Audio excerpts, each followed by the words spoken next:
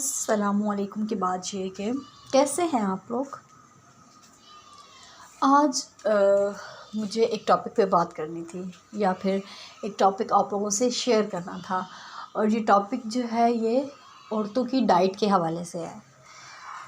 अगर हम लोग अपनी सोसाइटी में नज़र दौड़ाएं तो हम लोगों को नज़र आएगा कि हर घर में या हर खातून के साथ ये ज़रूर मसला होगा। सर दर्द, आए रोज़ सर दर्द, टांगों में दर्द, घुटनों में दर्द, कमर में दर्द, यहाँ दर्द वहाँ दर्द। ठीक है, ये ऐसे कोई मसाइल मर्दों बहुत कम हम लोग अगर मर्दों में ऐसे मसाइल देखेंगे, बहुत ही कम ऐसे हमें मर्द नज़र आएंगे जिनके सर में दर्द होता होगा या जिनकी टांगों में दर्द होता होगा, घुटनों में दर्द होता होगा। ये सारे मसाइल किसी एक मर्द के साथ नहीं होंगे। इन सब की वजूहात, इन ख़वातीन में ये वाले जो बहुत ज़्यादा मसाइल हैं, मसले हैं, उन सब की इनकी सबसे बड़ी वजह जो है वो है उनकी अच्छी डाइट का ना होना। हम लोग जब बचपन में होते हैं और एक ही घर में बेटियां और बेटे दो होते हैं, ये एक रियलिटी है। तो वहाँ पर अगर खाना बनाया जाता है या फिर अगर गोश्त बनाया जाता है तो माँ भी क्या करती है कि सबसे अच्छी बोटी या जो लेग पीस होगा वो उठा के अपने बेटे को दे देगी। मतलब कि बेटों की सेहत पे ज़्यादा ख्याल रखा जाता है। फिर जब वो पढ़ रहे होंगे तो उनको बादाम खिलाए जाते हैं।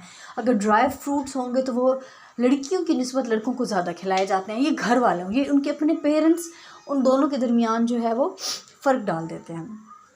अगर हम लोग ये देख लें, अगर आप ये सोच रहे हैं कि नहीं हमारे घर में ऐसा नहीं होता, तो फिर शादी के बाद या फिर लड़की जब वो एक एज में पहुंचती है जहाँ पे उसको सबसे ज़्यादा अपनी माँ की सपोर्ट की, एक अच्छी डाइट की ज़रूरत होती है, वहाँ पर बाज़ औक़ात खुद एक औरत भी लापरवाही कर जाती है।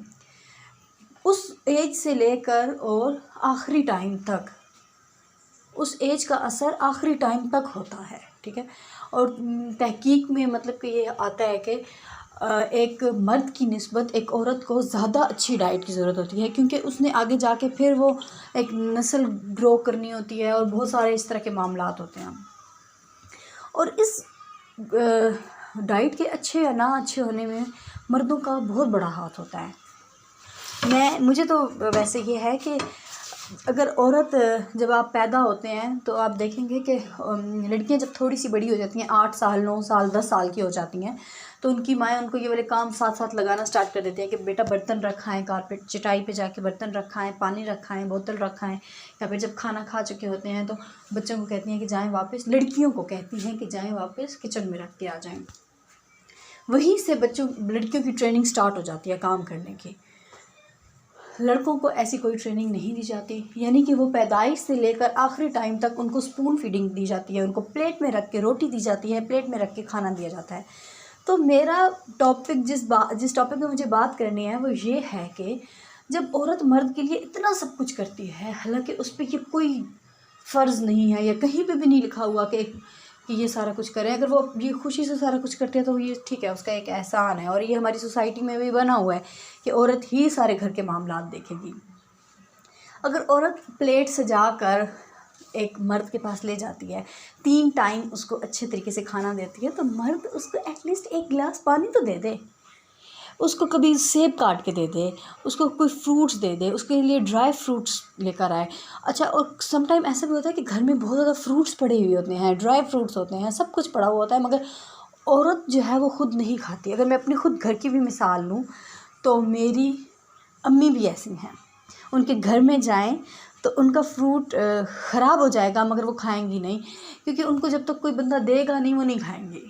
ये सब ख़वातीन के साथ ऐसा ही होता है। जिस तरह मर्द कहते हैं कि टोकरी सजी पड़ी हो फ्रूट की, माल्टों के साथ में नमक पड़ा हो, एक प्लेट पड़ी हो, या फिर वो अपनी बीवी को बोल देता है कि ठीक है जाओ ले आओ, तो मर्द भी तो ऐसा कर ले। दिन के किसी एक टाइम पे वो माल्टे ले जाए, केले ले जाए, आम ले जाए, सेब ले जाए, और कुछ भी नहीं तो उसको एक गिलास पानी ही पिला दें।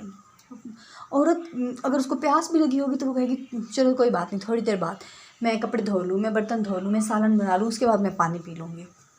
यहाँ तक कि उसको पानी पीने का भी टाइम नहीं मिलता।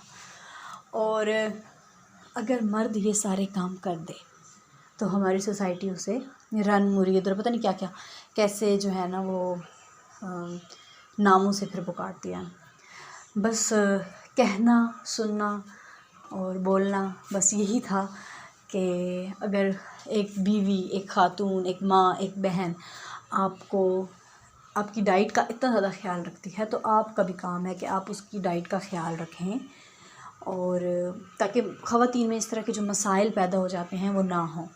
एक ख़ातून को एक मर्द की निस्बत ज़्यादा नींद की ज़रूरत होती है और ज़्यादा खुराक की ज़रूरत होती है, मगर बदकिस्मती से ना तो वो नींद प्रॉपर तरीके से ले पाती है, क्योंकि उसको रात को, सुबह को, दिन को, शाम को बच्चों को संभालना है, अपने घर को संभालना है, और अगर वो एक वर्किंग लेडी है तो फिर उस पर और ज़्यादा ज़िम्मेदारियाँ हो जाती हैं। तो बस ये ही बोलना था कि अपनी बीवियों की हेल्प कर दिया करें, घर के कामों में हेल्प कर दिया करें। ऐसा मेरे साथ बिल्कुल नहीं है, अल्हम्दुलिल्लाह मैं इस मामले में बड़ी लकी हूँ। मैं वैसे अपनी सोसाइटी की बात, अपने इर्द गिर्द जो ख़वातीन रहती हैं, अभी भी मैं एक्चुअली मैं वीडियो सिर्फ इसलिए बना रही थी कि मैं रोज़ कोई एक दो मेरी कोई जानने वाली होंगी, मैं उनके बारे में ऐसा सुनती रहती हूँ और तंग पड़ जाता है बंदा उनकी बातें ये सुन के कि सर में दर्द है, टांगों में दर्द है, घुटनों में दर्द है।